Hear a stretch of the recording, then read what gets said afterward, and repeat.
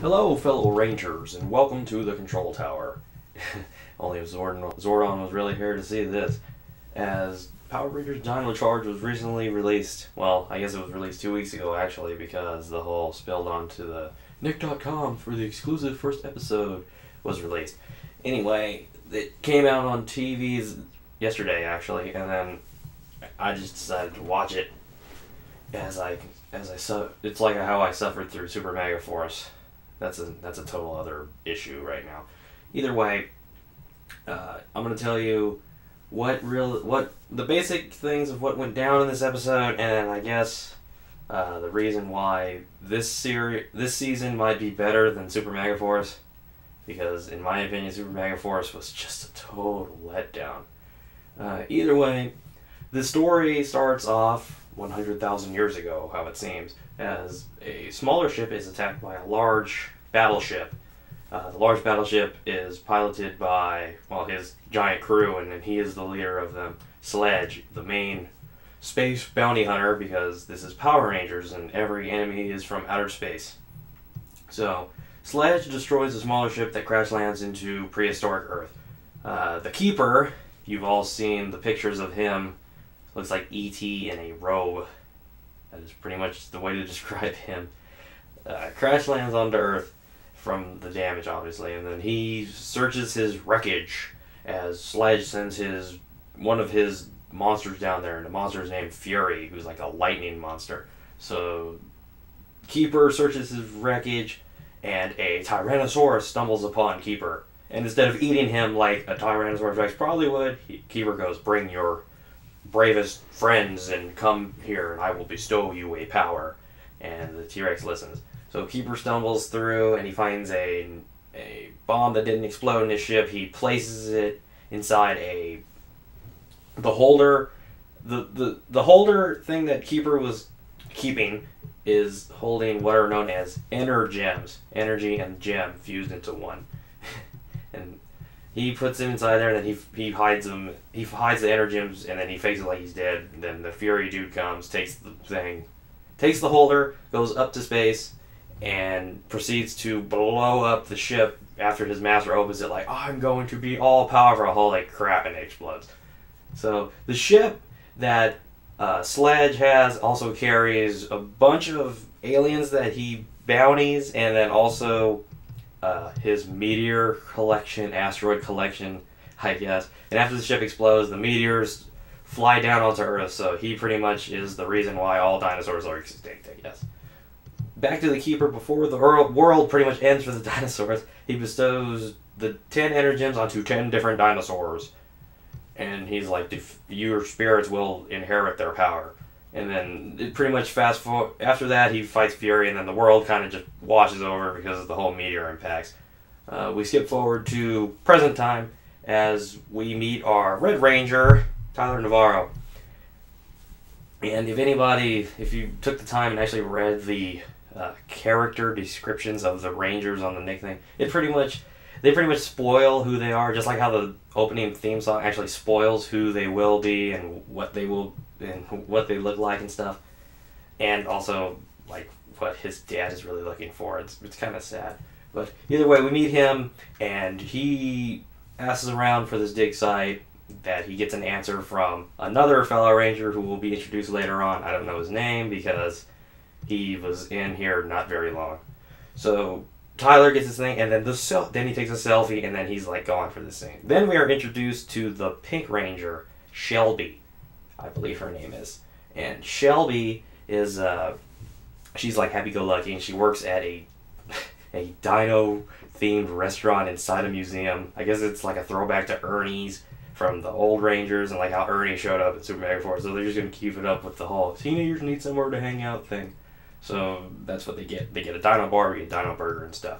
So Shelby works as a server there, but she really wants to go and work on, well, dig sites and things.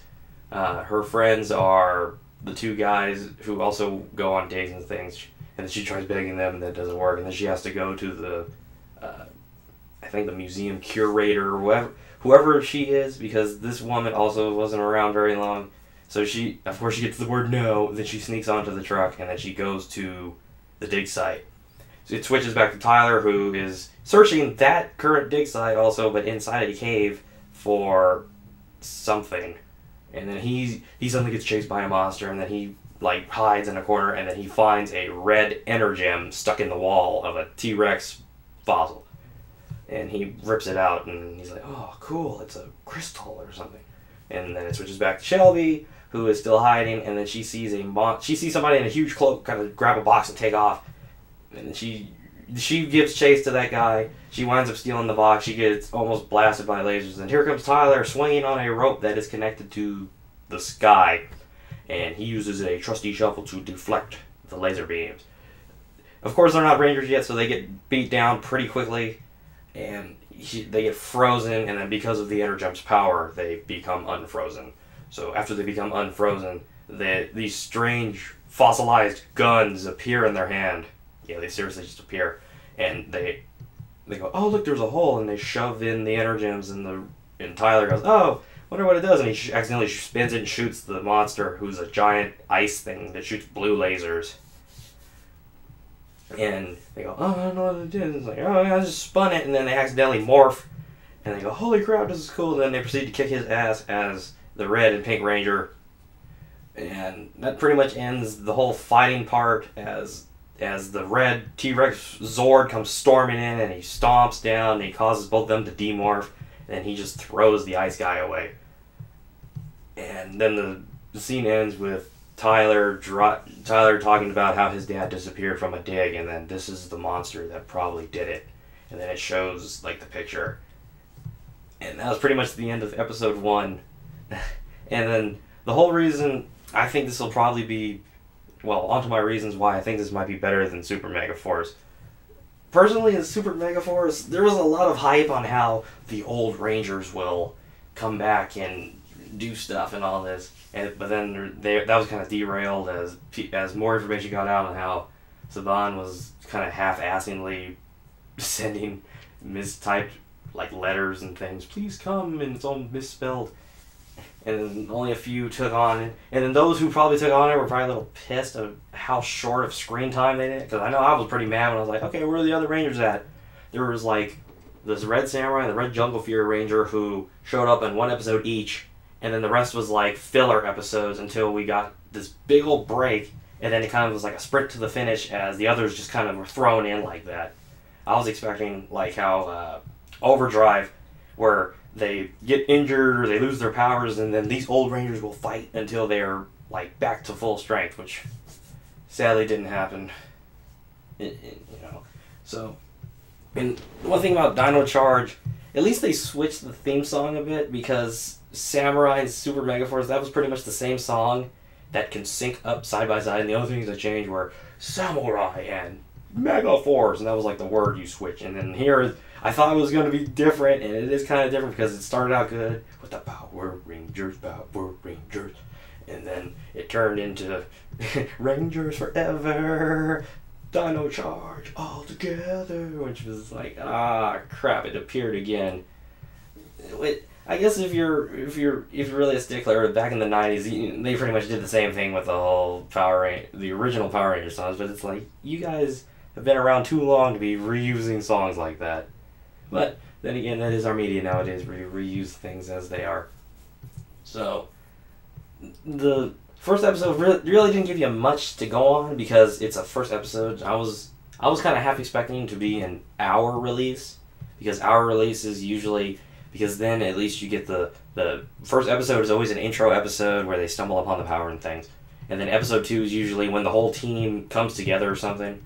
So I was half expecting an hour release, and then I got half an hour, which I watched, and I was like, okay, they're just really going to go with that, okay.